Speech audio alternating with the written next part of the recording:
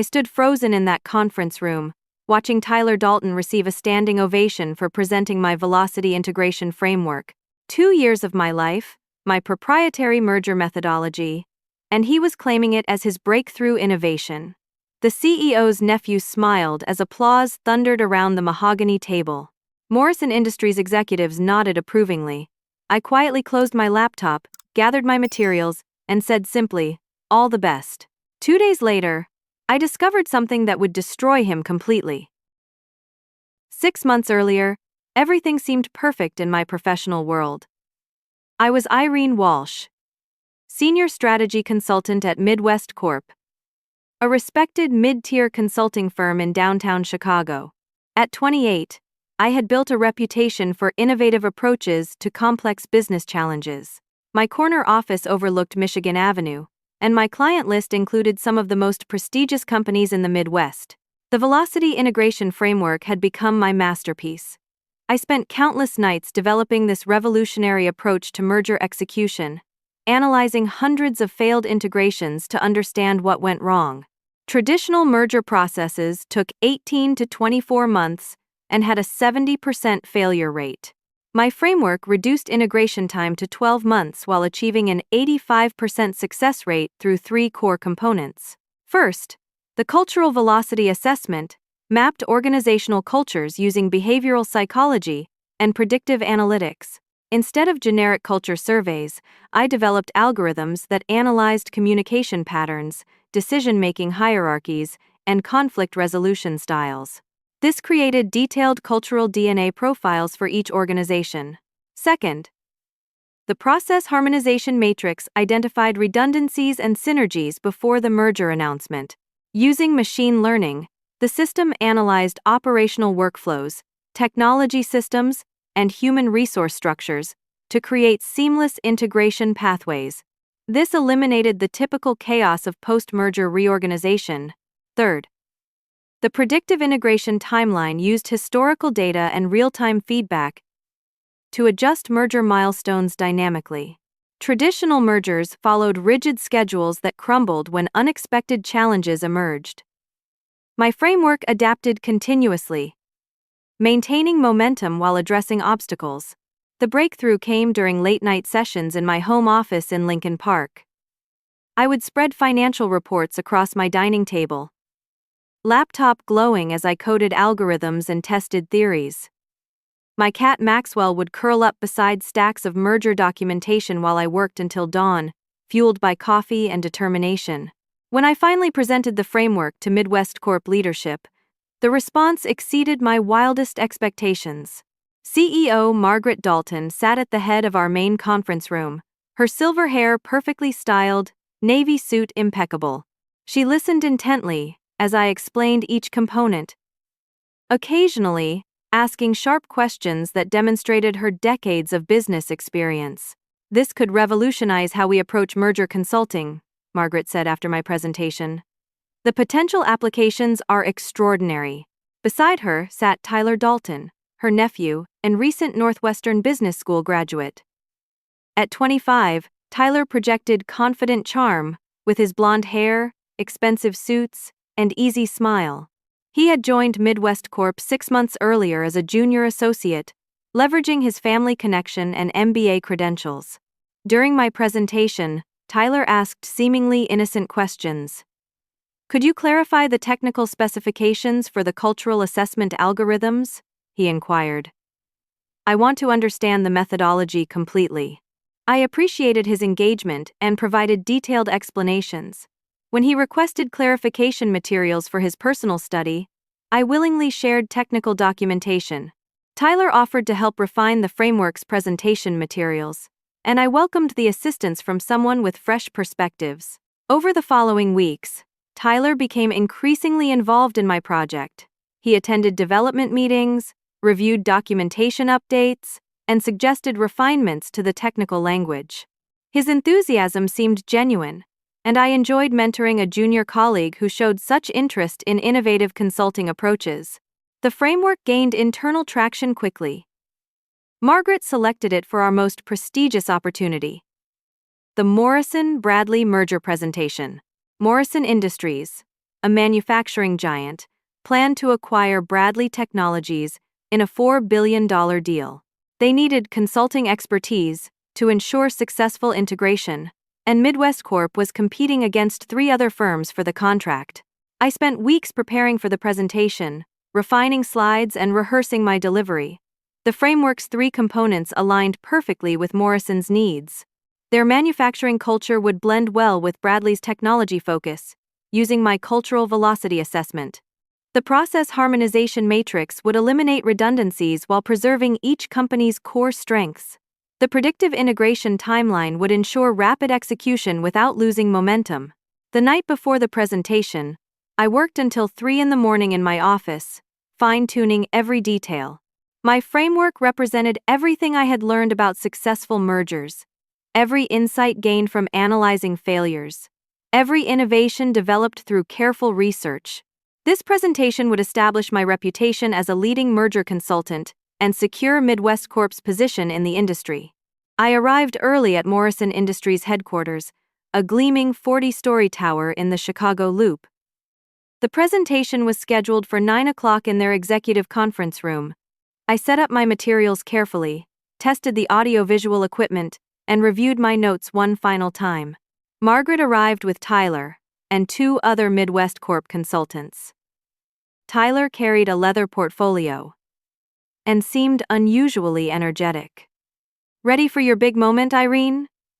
he asked, with his characteristic smile. The Morrison Industries team assembled.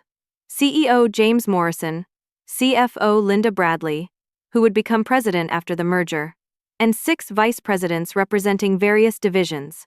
They took seats around the polished conference table as I began my presentation. Everything proceeded smoothly through the first half of my presentation. I explained the framework's development, demonstrated its components with real-world examples, and showed projected outcomes for the Morrison-Bradley merger. The executives asked thoughtful questions and seemed genuinely interested in the methodology. Then Tyler suddenly spoke up. "Actually," he interrupted, "we have an exciting development to share. We are shifting our approach to focus on my newly developed framework." My blood turned cold. Tyler stood up, opened his portfolio, and began distributing materials I had never seen before. The documents bore his name as the primary developer and contained detailed descriptions of my velocity integration framework, rebranded as the Dynamic Merger Excellence System. "I have been developing this proprietary methodology over the past year," Tyler announced confidently. "It represents a breakthrough in merger consulting, combining cultural analysis, process optimization, and predictive scheduling in ways never attempted before." The Morrison executives leaned forward with interest as Tyler explained concepts I had spent 2 years developing. He presented my cultural velocity assessment as his organizational DNA mapping. My process harmonization matrix became his synergy optimization engine. The predictive integration timeline was rebranded as his adaptive milestone management system. Tyler's presentation was polished and professional. He had clearly studied my work extensively, understanding every nuance and technical detail. He answered questions with confidence, demonstrating deep knowledge of the framework's capabilities and applications. The applause began slowly, then built to enthusiastic approval. James Morrison stood up, shaking Tyler's hand vigorously. "This is exactly what we need," Morrison declared. "Young man, you have developed something truly revolutionary." I sat in stunned silence as the room erupted in congratulations. Tyler accepted praise graciously, promising to personally oversee the Morrison-Bradley integration using his innovative framework. Margaret beamed with pride at her nephew's apparent brilliance. Quietly, I closed my laptop and gathered my materials. Nobody seemed to notice my movements as Tyler continued fielding questions and accepting compliments. I stood up, smoothed my skirt, and said simply, "All the best with your project." Margaret glanced at me briefly. "Thank you for your support, Irene. Tyler will take the lead from here." I walked out of that conference room feeling completely hollow.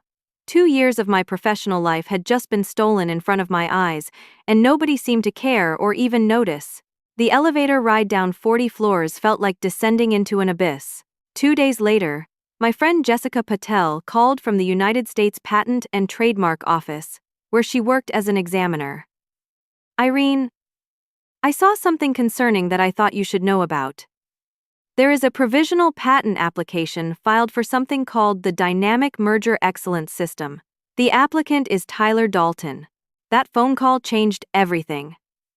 Tyler had not only stolen my framework in a business presentation, he had been systematically documenting and claiming my intellectual property for months, building a legal foundation for his theft. The scope of his deception was far worse than I had imagined. I spent the next week investigating Tyler's activities with the methodical precision that had made my consulting career successful.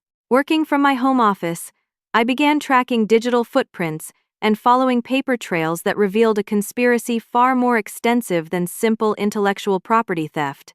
My first breakthrough came through Midwest Corp's computer access logs. As a senior consultant, I had administrative privileges that allowed me to review system usage for security purposes. Tyler's access patterns showed regular late-night logins to confidential client files, including materials from Morrison Industries, Bradley Technologies, and 3 other active merger clients. More disturbing was Tyler's email activity. Using network analysis tools, I discovered he had been communicating extensively with Harrison Blake, CEO of Blake Strategic Solutions. Blake Strategic was our primary competitor, a boutique consulting firm that specialized in hostile takeovers and aggressive merger tactics. Harrison Blake had a reputation for ruthless business practices and questionable ethics. I reached out to my contact at Morrison Industries, David Kim, the Vice President of Strategic Planning. David and I had worked together on preliminary merger analysis before the formal presentation process began. When I called him, his voice carried unusual tension. "Irene, I'm glad you called," David said. "We have been experiencing some concerning developments since your presentation.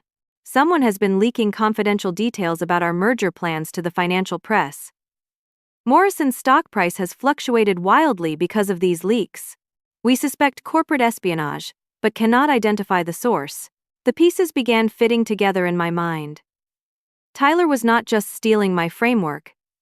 He was using his access to confidential merger information to manipulate stock prices and disrupt deal negotiations. I asked David if he had noticed any unusual inquiries from Blake Strategic Solutions. "Actually, yes," David replied. "Harrison Blake contacted our board members directly last week, suggesting that Morrison Industries should consider alternative consulting arrangements. He claimed to have developed revolutionary merger methodologies that could save us millions of dollars." "How did you know about that?" My suspicions deepened as I realized Tyler's theft was part of a coordinated effort to sabotage the Morrison-Bradley merger while positioning Blake Strategic as the alternative consulting firm. I needed expert advice, so I contacted my mentor, Frank Martinez, a veteran corporate attorney who had previously worked at Morrison Industries before establishing his private practice. Frank listened carefully as I explained the situation. His 40 years of legal experience had exposed him to every form of corporate fraud imaginable. But even he seemed surprised by the scope of Tyler's deception. "Irene, what you are describing goes far beyond intellectual property theft," Frank said during our meeting at his downtown law office. "If Tyler is coordinating with Blake Strategic to manipulate merger outcomes, we are looking at securities fraud, conspiracy, and possibly racketeering charges."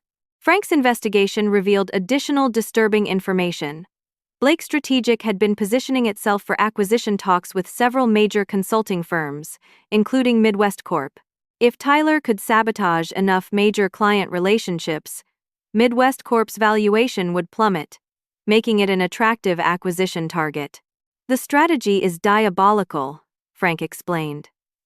"Tyler steals intellectual property, uses insider information to disrupt client relationships, and positions Blake Strategic as the solution to problems he created. Meanwhile, his Aunt Margaret maintains plausible deniability while her company's stock price falls, making acquisition inevitable." I spent sleepless nights reviewing client files and financial records, searching for evidence of Tyler's broader conspiracy. My dining table became a command center covered with printouts, legal documents, and handwritten notes, tracking suspicious activities across multiple client accounts. The breakthrough came when I discovered Tyler had been documenting confidential client strategies from Morrison Industries, Bradley Technologies, Hartman Manufacturing, and Phoenix Energy Group. He was not just targeting one merger. He was systematically stealing strategic information from Midwest Corp's entire client portfolio. Each stolen strategy followed the same pattern. Tyler would attend client meetings as a junior associate, take detailed notes, and subsequently request additional documentation for follow-up analysis. He would then meet privately with Harrison Blake to share confidential information that Blake Strategic used to approach the same clients with competing proposals. The emotional weight of discovery was overwhelming. My stolen framework was being used to destroy the very companies I had been trying to help. If Tyler's conspiracy succeeded, Morrison Industries and Bradley Technologies would collapse under the pressure of leaked information and stock manipulation. Thousands of employees would lose their jobs. Pension funds and retirement accounts tied to these companies would be devastated. I realized that Tyler's plan extended beyond financial gain. He was orchestrating corporate warfare using stolen intellectual property as ammunition. Blake Strategic would acquire the assets of destroyed companies at bargain prices while positioning themselves as merger consulting experts using my framework. The personal betrayal cut deeply. Tyler had smiled and asked questions during my presentations, appearing genuinely interested in learning from my experience. He had offered assistance and collaboration while systematically documenting my work for theft. Every friendly conversation had been a reconnaissance mission. But understanding the scope of Tyler's conspiracy also revealed his vulnerability. Coordinating such an extensive fraud required extensive documentation, communication records, and digital evidence. If I could gather proof of his activities, federal law enforcement would have grounds for prosecution under multiple statutes. I made the decision to fight back strategically rather than emotionally. Tyler had underestimated my analytical skills and professional network. He assumed that stealing my framework in a public presentation would end my involvement in the merger consulting industry. Instead, his arrogance would become the foundation for his destruction. My plan required careful coordination and patience. I would gather evidence while appearing defeated and resigned from the situation. Tyler needed to believe his conspiracy was succeeding, so he would continue generating proof of his criminal activities. The game was just beginning, and I intended to win. My strategy required gaining access to Tyler's inner circle while maintaining the appearance of professional defeat. The key was Sarah Chen, Tyler's administrative assistant, who had been exhibiting signs of distress during recent weeks. Sarah was a recent University of Illinois graduate working her first professional job, and I suspected Tyler was exploiting her inexperience. I arranged a casual meeting with Sarah at a coffee shop near Midwest Corp headquarters, framing it as career mentorship for a younger professional. Sarah arrived looking exhausted, her usually pristine appearance slightly disheveled. Dark circles under her eyes suggested sleepless nights, and her hands trembled slightly as she lifted her coffee cup. "Sarah, you seem stressed lately," I said gently. "Is everything all right with your new position?" Sarah's composure cracked immediately. "Irene, I do not know what to do. Tyler has been asking me to do things that feel wrong, but I am afraid to refuse because he could get me fired. I need this job to pay my student loans." Over the next hour, Sarah revealed Tyler's systematic abuse of her position and computer access. He had been pressuring her to falsify timestamps on documents, create fake email trails, and access confidential client files outside normal business hours. Sarah's computer credentials were being used to steal information while creating evidence that she was responsible for security breaches. "Tyler told me this was normal business practice," Sarah explained tearfully. "He said senior consultants often asked assistants to handle sensitive documentation. But some of the things he wants me to do feel illegal." Sarah's growing fear centered on Tyler's plan to use her as a scapegoat when investigations began. He had been creating a paper trail suggesting that junior employees, particularly Sarah, were responsible for information leaks and security violations. If federal authorities launched investigations, Sarah would face criminal charges while Tyler maintained innocence. I explained the legal realities of her situation clearly and compassionately. Sarah was unknowingly participating in federal crimes that could result in years in prison and complete destruction of her professional future. However, her cooperation with law enforcement could provide immunity from prosecution while helping expose the actual criminals. I can help protect you, I promised. But we need to gather evidence of Tyler's activities. Are you willing to document his requests and record his instructions? Sarah agreed immediately. Desperate for a way out of her impossible situation, we developed a careful plan for gathering evidence while protecting her safety. Sarah would continue following Tyler's instructions while secretly documenting everything through hidden recording devices and careful note-taking. The recording equipment came from Frank Martinez's law office, which regularly handled corporate fraud cases requiring electronic surveillance. Frank provided Sarah with a small digital recorder that could be concealed in her clothing during meetings with Tyler.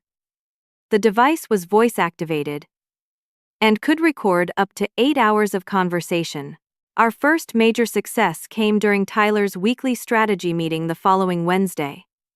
Sarah attended these sessions to take notes and handle documentation, making her presence natural and unsuspicious. Tyler typically used these meetings to coordinate his various fraudulent activities and plan upcoming operations. The recorded conversation exceeded our most optimistic expectations. Tyler detailed his entire conspiracy with the arrogance of someone who believed himself untouchable. He explained his systematic theft of my framework, his coordination with Harrison Blake, and his plans to manipulate the Morrison-Bradley merger failure. The beauty of this operation, Tyler said on the recording, is that nobody suspects the junior associate. Everyone assumes I am learning from senior consultants like Irene. Meanwhile, I am building a portfolio of intellectual property that will make me rich when Blake Strategic acquires Midwest Corp. Tyler revealed details about the broader conspiracy that I had not yet discovered. He had been stealing proprietary methodologies from multiple senior consultants. Not just my framework, Frank Williams' supply chain optimization system, Martha Rodriguez's leadership development program, and David Thompson's financial restructuring model had all been documented and filed under Tyler's name. More damaging was Tyler's admission about using Sarah's computer access for his criminal activities. I have been very careful to use Sarah's credentials for most of the sensitive file downloads, Tyler explained. When the investigation begins, the digital evidence will point directly to her. A recent college graduate with student loan debt makes a perfect suspect for corporate espionage. Tyler's plan included framing several other junior employees for various aspects of his fraud. He had been systematically creating false evidence suggesting that multiple lower-level staff members were coordinating to steal and sell confidential information. This would deflect suspicion from himself, while providing prosecutors with convenient scapegoats. The recording captured Tyler's detailed explanation of his financial arrangements with Blake Strategic. Harrison Blake was paying Tyler $50,000 for each stolen methodology, with additional bonuses based on the successful disruption of client relationships. Tyler expected to earn over $400,000 from his various schemes. Most shocking was Tyler's revelation about his Aunt Margaret's involvement. "Margaret knows exactly what I am doing," Tyler said confidently. "She has been facilitating my access to confidential client files and providing inside information about competitor consulting firms. When Blake Strategic acquires Midwest Corp., she will receive a generous severance package and consulting contract." Sarah's near discovery came when Tyler became suspicious during the recording session. "Sarah, you seem nervous today," he observed. "Is everything all right?" Sarah managed to maintain composure by attributing her stress to personal issues. "My roommate is moving out, and I am worried about making rent payments," she improvised. Tyler accepted this explanation and continued detailing his criminal activities, unaware that every word was being permanently recorded. When Sarah finally delivered the digital recording to Frank Martinez's office, her hands were shaking uncontrollably. The stress of maintaining her cover while documenting felony crimes had pushed her to her emotional limit. Frank immediately arranged for Sarah to receive counseling support and legal protection.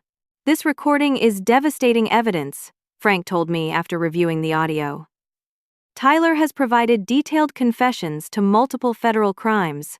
We have enough evidence for prosecution under the Racketeer Influenced and Corrupt Organizations Act, securities fraud statutes, and computer fraud legislation." Sarah's bravery in gathering this evidence had exposed the full scope of Tyler's conspiracy. We now had proof of intellectual property theft, securities fraud, computer crimes, conspiracy, and racketeering. The recording also implicated Harrison Blake and Margaret Dalton in coordinated criminal activities. But Tyler's admission about framing Sarah and other junior employees added urgency to our situation. He was actively creating false evidence that could destroy innocent lives. We needed to move quickly to prevent additional victims while building our case for federal prosecution. The next phase would involve federal law enforcement agencies with jurisdiction over corporate crimes. Tyler's conspiracy crossed state lines, involved publicly traded companies, and affected federal securities markets. The FBI, Securities and Exchange Commission, and Federal Trade Commission all had authority to investigate and prosecute. Sarah had provided the key that would unlock Tyler's entire criminal enterprise. Her courage in wearing a wire and documenting felony activities would save her own future, while protecting countless other potential victims. Justice was finally within reach. Federal prosecutor Amanda Rodriguez specialized in complex corporate crimes involving securities, fraud, and racketeering conspiracies. Her downtown Chicago office walls displayed commendations from successful prosecutions of white-collar criminals who had stolen hundreds of millions of dollars from investors and corporations. "Miss Walsh," Amanda said during our initial meeting, "the evidence you have provided describes federal crimes with potential sentences of 20 to 30 years in prison. Tyler Dalton's activities constitute securities fraud under Section 10B of the Securities Exchange Act, conspiracy under the Racketeer Influenced and Corrupt Organizations Act, theft of trade secrets under the Economic Espionage Act, and computer fraud under the Computer Fraud and Abuse Act." Amanda explained how Tyler's coordination with Harrison Blake created federal jurisdiction over their conspiracy. Blake Strategic's clients included publicly traded companies in multiple states, making their stock manipulation schemes federal securities violations. The theft and sale of intellectual property across state lines triggered federal trade secret protections. Mr. Dalton's use of computer systems to steal confidential information creates additional federal charges, Amanda continued. The Computer Fraud and Abuse Act imposes severe penalties for unauthorized access to protected computers and information systems.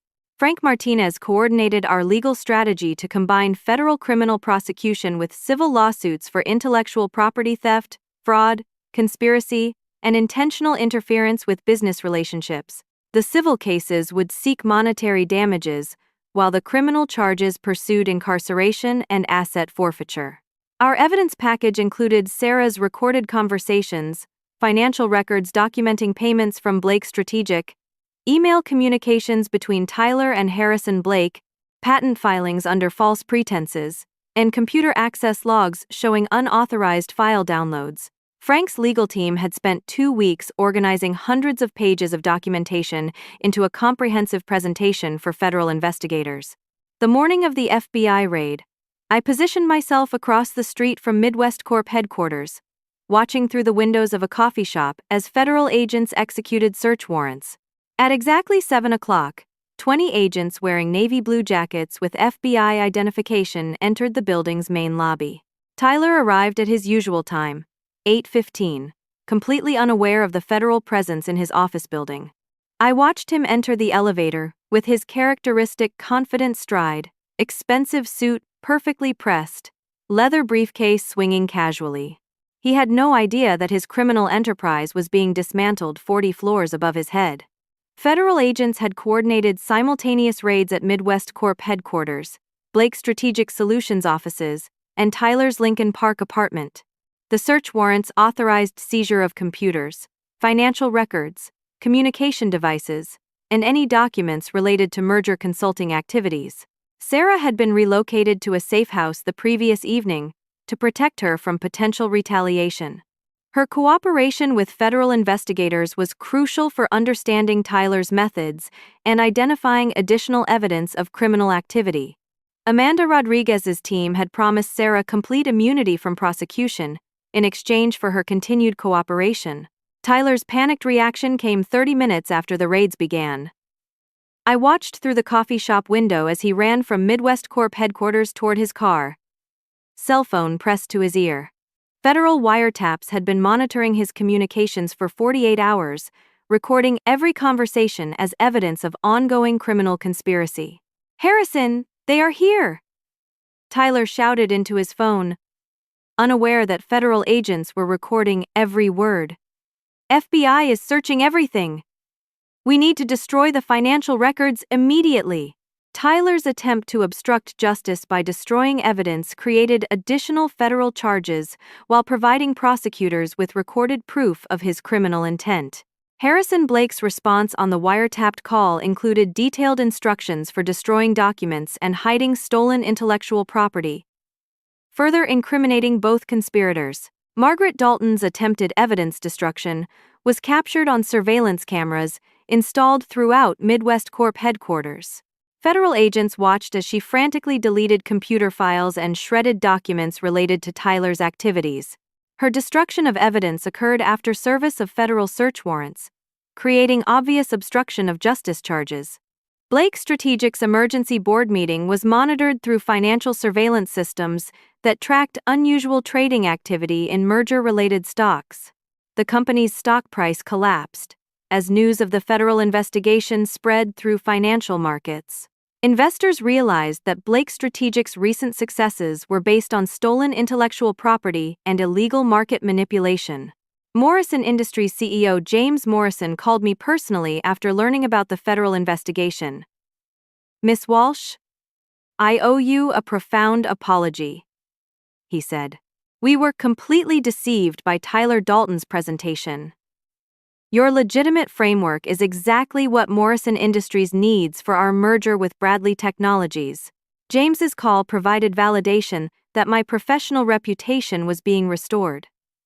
Morrison Industries wanted to contract directly with me for merger consulting services using my authentic velocity integration framework. Other clients who had been approached by Blake Strategic were also reaching out, realizing they had nearly been victimized by stolen intellectual property. The scope of Tyler's criminal enterprise continued expanding as federal investigators analyzed seized evidence. Computer forensics experts discovered that Tyler had been stealing intellectual property from consultants at multiple firms, not just Midwest Corp. His apartment contained detailed files on proprietary methodologies stolen from competitors across the Chicago consulting market. Financial records revealed that Tyler had received over $600,000 from Harrison Blake over the previous year. The payments were structured to avoid federal reporting requirements, but the careful documentation created a clear paper trail of criminal compensation for stolen trade secrets. Tyler's arrest occurred at his apartment as he attempted to flee the country with digital copies of stolen intellectual property. Federal agents found him loading suitcases into his BMW, with airline tickets to the Cayman Islands, and multiple portable hard drives containing hundreds of confidential client files. Tyler Dalton, you are under arrest for conspiracy, securities fraud, theft of trade secrets, computer fraud, and obstruction of justice. The lead FBI agent announced as Tyler was placed in handcuffs. You have the right to remain silent. The moment of Tyler's arrest provided deep emotional satisfaction.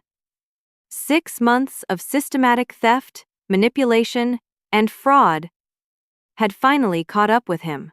The arrogant young man who had stolen my life's work was now facing decades in federal prison. But my satisfaction was tempered by awareness of the broader damage Tyler's conspiracy had caused. Hundreds of employees at Morrison Industries, Bradley Technologies, and other targeted companies had faced uncertainty and stress because of his market manipulation schemes. Innocent junior staff members like Sarah had been traumatized and potentially framed for crimes they did not commit. The federal investigation revealed that my decision to fight back had prevented catastrophic damage to multiple corporations and thousands of employees. If Tyler's conspiracy had succeeded, the Morrison-Bradley merger would have collapsed, pension funds would have lost millions of dollars, and competing consulting firms would have dominated markets using stolen intellectual property. Justice was finally being served. But the legal process was just beginning. Federal prosecution of complex white-collar crimes typically required months of preparation and multiple court proceedings. Tyler, Harrison Blake, and Margaret Dalton would face separate trials for their roles in the conspiracy. My role as a prosecution witness would require extensive preparation and testimony about the development of my framework, Tyler's theft methods, and the impact of his criminal activities on legitimate business relationships. Frank Martinez estimated that civil litigation could continue for 2 years as we sought monetary damages for stolen intellectual property. The road ahead would be challenging, but Tyler's arrest marked the beginning of justice for everyone he had victimized. My framework would be protected, my reputation restored, and other potential victims saved from similar fraud. Fighting back had been the right decision. 2 weeks after Tyler's arrest, I believed the worst was behind me. Federal charges had been filed, evidence was overwhelming, and my professional reputation was being restored through positive media coverage and client outreach. Then Tyler launched a devastating counterattack that threatened to destroy everything I had worked to rebuild. The first deepfake video appeared on an anonymous website focused on corporate whistleblowing. The sophisticated video showed me in what appeared to be a private meeting with Harrison Blake, discussing the sale of Morrison Industries' merger secrets. My voice and appearance were perfectly replicated as I seemingly negotiated payments for confidential information. "This arrangement has been profitable for both of us," the fake Irene said in the video. "Morrison's board has no idea that we have been selling their merger plans to competitors. The Bradley acquisition will fail exactly as we planned." Additional deepfake videos followed over the next 3 days. Each video showed me in compromising situations, accepting envelopes of cash, discussing market manipulation strategies, and coordinating with Blake Strategic to sabotage client relationships. The technology was so sophisticated that casual viewers could not detect any signs of manipulation. Tyler's media campaign accompanied the deepfake videos with fabricated email chains and financial records, suggesting I had received over $200,000 from Blake Strategic over 6 months. The forged documents included detailed payment schedules, encrypted communications, and banking records that appeared authentic to anyone without forensic training. Tyler granted interviews to financial news outlets, positioning himself as a courageous whistleblower who discovered my corruption and tried to protect Morrison Industries from my schemes. "I felt terrible about exposing someone I had considered a mentor," Tyler said during a televised interview. "But I could not stand by while she destroyed innocent companies for personal profit." The impact on my reputation was immediate and devastating. Morrison Industries canceled our consulting contract pending investigation of the allegations. 3 other potential clients withdrew their requests for proposals. Professional associations launched ethics investigations based on the fabricated evidence. Colleagues who had supported me during Tyler's initial arrest began avoiding my calls and declining meeting invitations. The financial consulting community in Chicago was small and tight-knit. Rumors of corruption spread rapidly through professional networks, damaging relationships I had spent years building. My emotional breakdown occurred on a Thursday evening in my Lincoln Park apartment. Sitting on my kitchen floor with Maxwell curled in my lap, I sobbed uncontrollably as the weight of Tyler's attack overwhelmed me. 6 months of fighting had seemingly resulted in my complete professional destruction while Tyler portrayed himself as a hero. "Frank, I cannot continue fighting," I told my attorney during an emergency meeting at his office. "Tyler's deepfakes are too sophisticated for people to recognize as fake. My reputation is destroyed regardless of what happens in federal court." Frank's response was immediate and decisive. "Irene, we are hiring the best digital forensics experts in the country. Technology that can create deepfakes can also detect them. Every manipulation leaves digital fingerprints that experts can identify. The forensics team from CyberSec Analytics included former FBI cybercrime investigators who specialized in detecting sophisticated digital manipulation. Dr. Jennifer Park, the team leader, explained how deepfake technology created subtle artifacts that advanced analysis could identify. Every deepfake contains compression signatures, pixel inconsistencies, and temporal irregularities, Dr. Park explained. The human eye cannot detect these artifacts, but computer analysis can identify manipulation with 99% accuracy. Sarah Chen's decision to testify publicly required extraordinary courage. Tyler's legal team had discovered her cooperation with federal investigators and was threatening her family with deportation proceedings. Sarah's parents were naturalized citizens, but Tyler was spreading false rumors about their immigration status to intimidate her into silence. "I will not let Tyler destroy Irene the way he tried to destroy me," Sarah announced during a press conference at Frank's law office. "Everything Tyler has said about Irene is a lie designed to cover up his own crimes." Sarah's testimony included detailed descriptions of Tyler's deepfake creation process. She had witnessed him using sophisticated software to manipulate video footage, spending hours perfecting facial expressions and voice synchronization. Tyler had bragged about his technical skills while creating evidence to frame me for his crimes. The technical breakthrough came when CyberSec Analytics traced the deepfake creation software to Tyler's personal computer. Dr. Park's team analyzed the fake videos frame by frame, identifying compression algorithms and rendering signatures that matched software installed on Tyler's seized laptop. These videos were definitely created using software found on Mr. Dalton's computer, Dr. Park testified during a court hearing. The digital signatures are identical, and the rendering timestamps match periods when Mr. Dalton was working alone in his apartment. My decision to hold a public press conference rather than hiding behind legal proceedings required every ounce of courage I could muster. Frank had suggested letting our legal team handle media communications, but I insisted on speaking directly to the public and professional community. The press conference was held in the main conference room of Frank's downtown law office.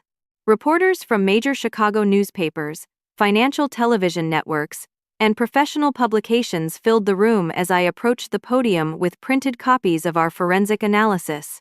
"Ladies and gentlemen," I began, "I am here to address false allegations made against me by Tyler Dalton, a man who is currently facing federal charges for stealing my intellectual property and coordinating criminal conspiracies to defraud multiple corporations." I detailed the entire chronology of Tyler's crimes, supported by recorded evidence and federal documentation. My presentation included side-by-side comparisons of the original videos Tyler had manipulated and the deepfake versions he had created to frame me. Dr. Park's live demonstration of deepfake detection was particularly compelling. Using large screens visible to the entire press conference, she showed frame-by-frame analysis of the manipulated videos, highlighting pixel inconsistencies and compression artifacts that proved digital manipulation. "These videos are sophisticated fakes created by someone with advanced technical skills and access to expensive software," Dr. Park explained. "No legitimate investigation would accept these videos as evidence without proper forensic analysis." The moment when public opinion shifted was visible in real time.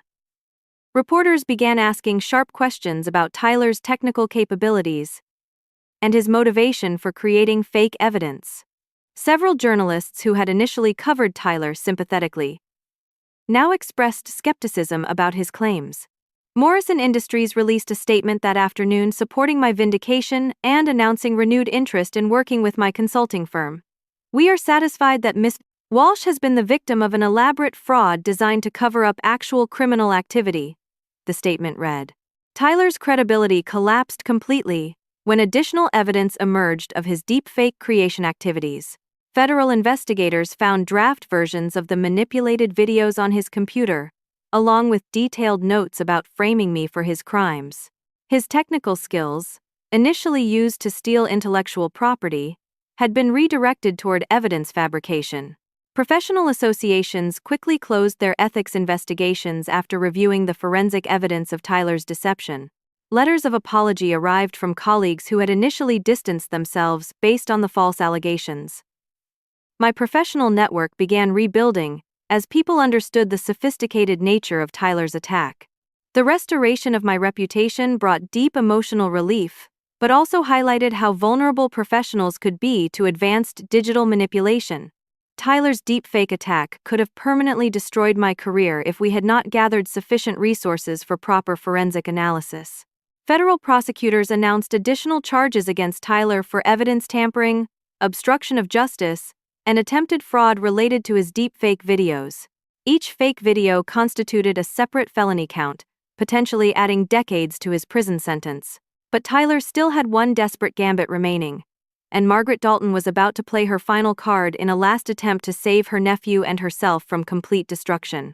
Margaret Dalton's desperation became apparent 3 weeks after Tyler's deepfake videos were exposed as fabrications.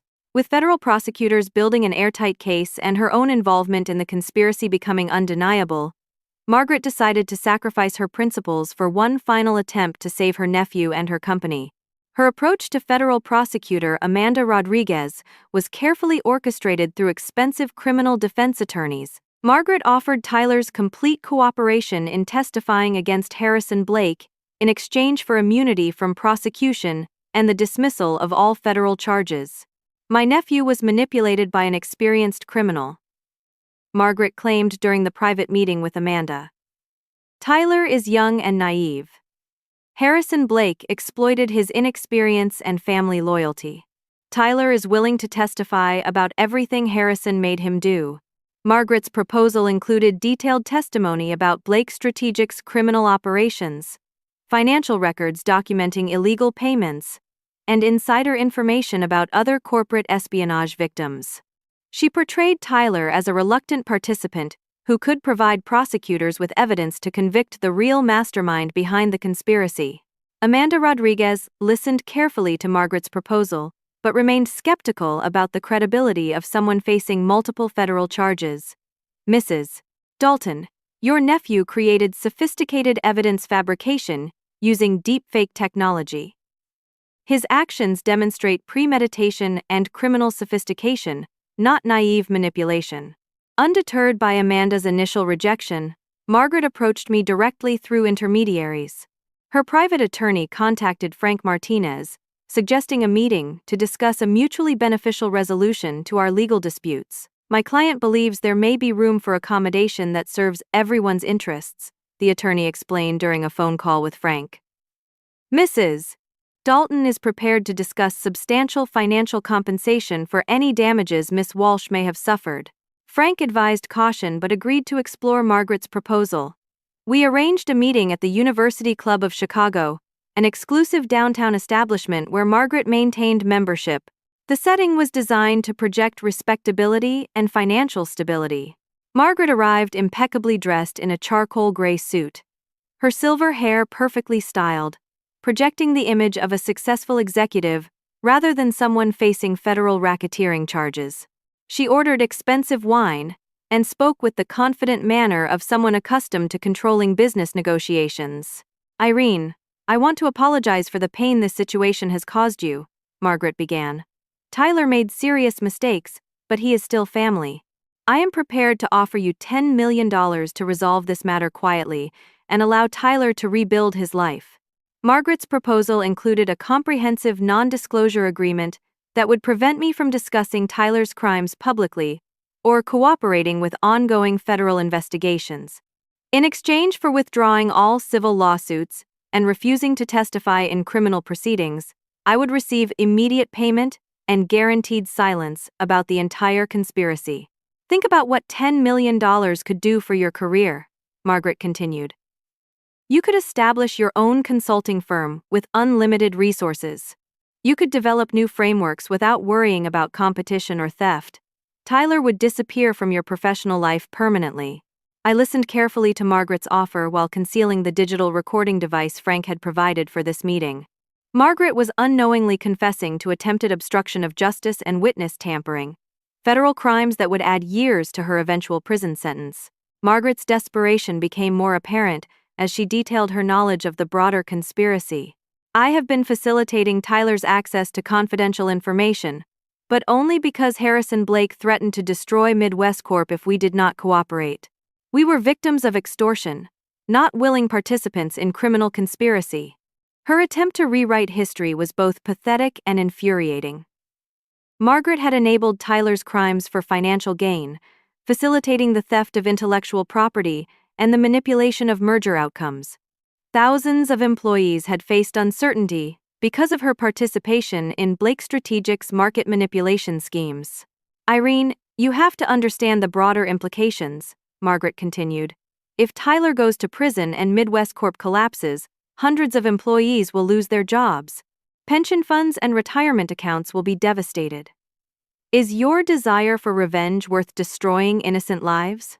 Margaret's manipulation tactics included implied threats about my future in the consulting industry. Chicago's financial community is small and interconnected, she warned. Even if you win in federal court, your reputation will always carry questions about this controversy. Accepting my offer allows you to move forward with complete financial independence. The recording device captured Margaret's increasingly explicit offers to obstruct federal justice. I can ensure that certain evidence disappears from Midwest Corp's files, she promised. Computer records can be corrupted, backup systems can fail, and witnesses can develop memory problems. Federal prosecutors need cooperation to build their cases. Margaret's threats against other potential witnesses revealed the extent of her criminal thinking. Sarah Chen is a young woman with student loans and family obligations, Margaret noted. Immigration issues can be complicated for recent graduates. It would be unfortunate if her cooperation with federal authorities created problems for her family. The moment when I revealed the recording device was perfectly orchestrated. Margaret, everything you have said today has been recorded and will be provided to federal prosecutors as evidence of obstruction of justice and witness tampering. Margaret's composure cracked instantly. Her face turned pale as she realized the scope of her mistake. Federal agents who had been positioned throughout the restaurant approached our table as I continued recording her panicked reactions. "This is entrapment!" Margaret protested as FBI agent David Williams placed her under arrest. "I was trying to negotiate a civil settlement, not obstruct justice." Agent Williams read Margaret her rights as other diners watched in shocked silence. "Margaret Dalton, you are under arrest for obstruction of justice, witness tampering, and conspiracy to interfere with federal criminal investigations." Tyler's complete breakdown occurred when he learned about his aunt's arrest from his criminal defense attorney. The revelation that Margaret's attempted deal had created additional evidence against both of them eliminated his last hope for avoiding decades in federal prison.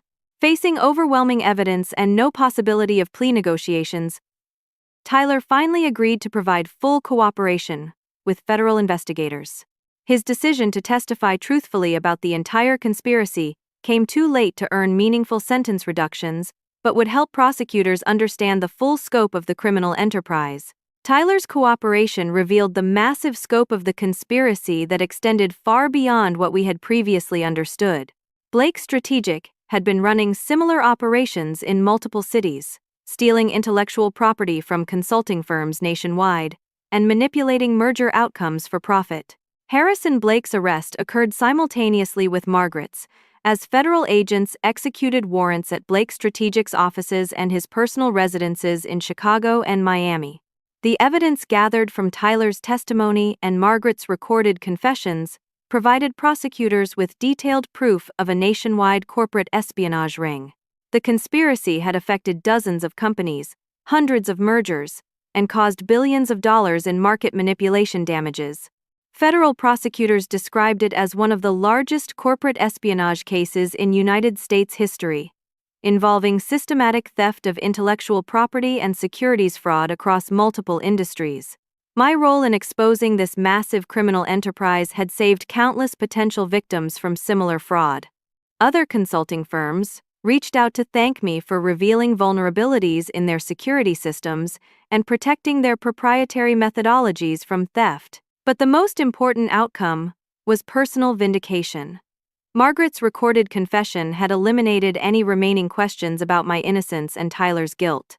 Federal prosecutors confirmed that I had been the victim of sophisticated criminal fraud, not a participant in any illegal activities. Justice was finally within reach, but the formal legal proceedings would determine whether Tyler, Margaret, and Harrison Blake received sentences proportional to the massive damage they had caused to innocent victims across the country. 6 months later, I stood in the federal courthouse in downtown Chicago, watching as Judge Patricia Williams pronounced Tyler Dalton's sentence for his crimes against me and countless other victims across the consulting industry. Mr. Dalton, you orchestrated a sophisticated conspiracy involving theft of intellectual property, securities fraud, computer crimes, and obstruction of justice, Judge Williams declared. Your actions caused millions of dollars in damages and threatened the livelihoods of thousands of innocent employees. This court sentences you to 7 years in federal prison, followed by 3 years of supervised probation. Tyler sat quietly at the defendant's table as federal marshals prepared to escort him to prison.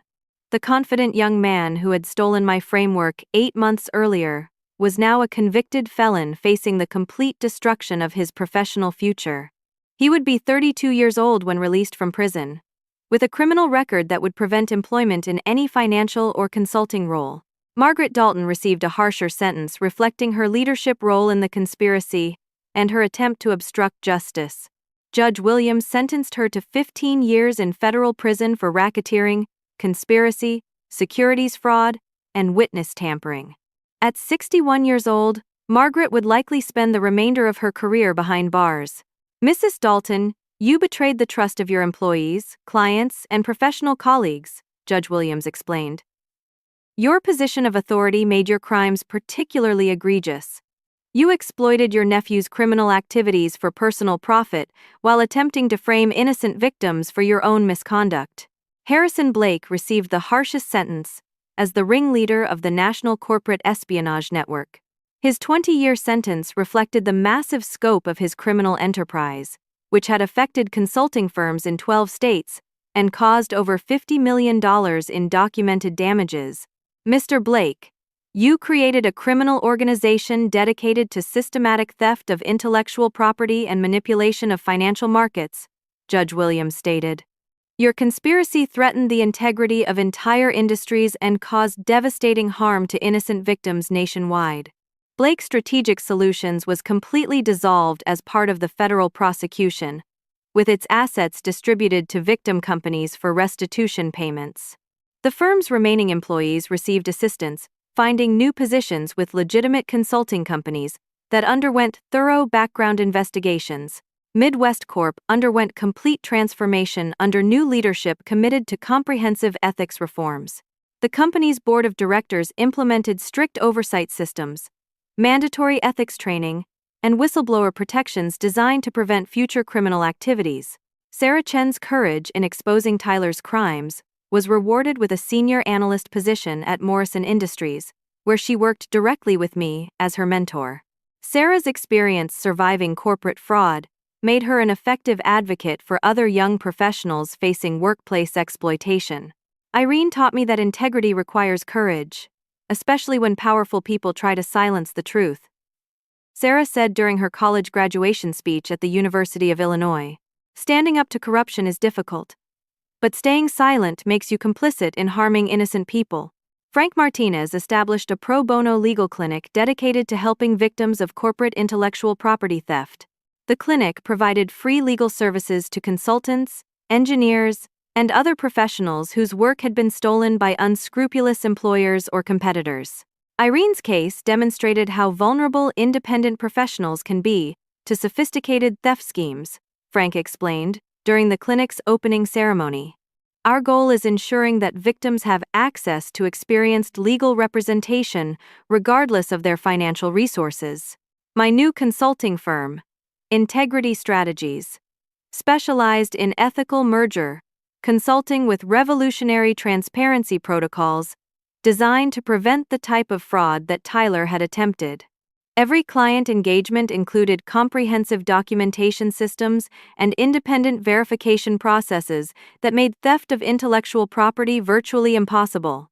The Morrison-Bradley merger became our flagship success story, using my authentic velocity integration framework to create the most successful corporate integration in recent industry history.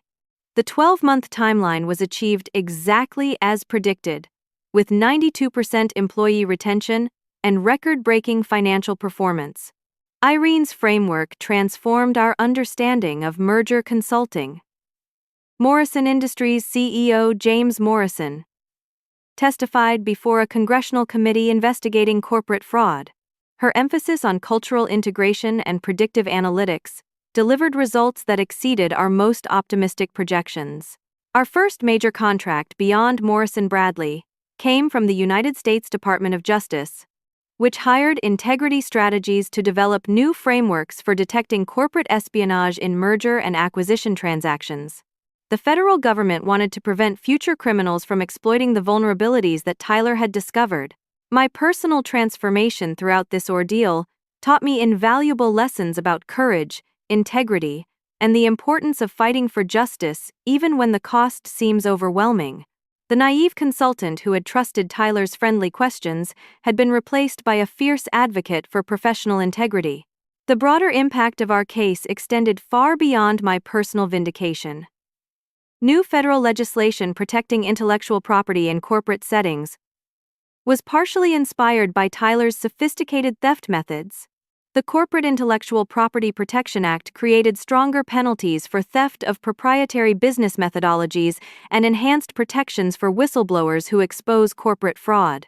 Industry conferences now regularly feature presentations about preventing intellectual property theft and recognizing sophisticated fraud schemes. My keynote speeches focus on helping professionals protect their innovations while maintaining collaborative work environments. Trust is essential for professional success, but verification is equally important. I explain during these presentations. We can maintain open collaboration while implementing systems that prevent exploitation of our generosity and expertise. The deepest satisfaction came from knowing that our fight had protected countless potential victims from similar fraud. Other consulting firms implemented stronger security protocols after learning about Tyler's methods. Professional associations developed new ethics guidelines and reporting systems for suspected intellectual property theft. My reflection on this experience centers on the importance of fighting for what is right, even when the personal cost seems overwhelming. Tyler's theft of my framework could have destroyed my career and allowed his criminal enterprise to continue victimizing other professionals. Instead, the decision to gather evidence and pursue justice through proper legal channels resulted in the exposure and prosecution of a nationwide conspiracy that was causing massive damage to legitimate businesses and innocent employees. The life lesson that emerged from this ordeal is profound.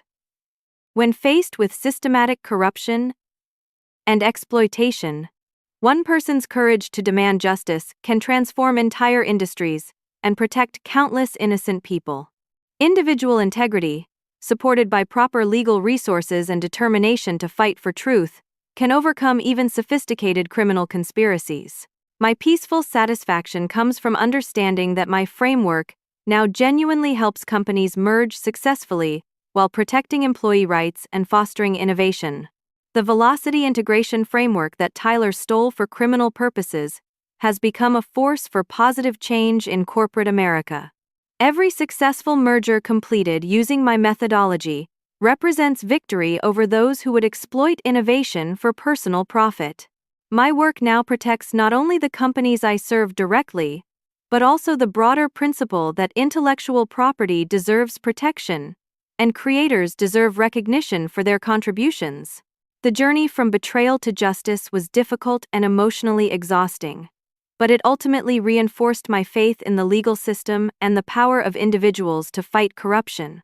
Tyler's crimes were sophisticated and devastating, but truth and justice ultimately prevailed when supported by courage and proper legal representation. Today, I wake up each morning knowing that my work contributes to a more ethical and transparent business environment. My framework helps companies succeed while protecting the rights and innovations of the professionals who serve them.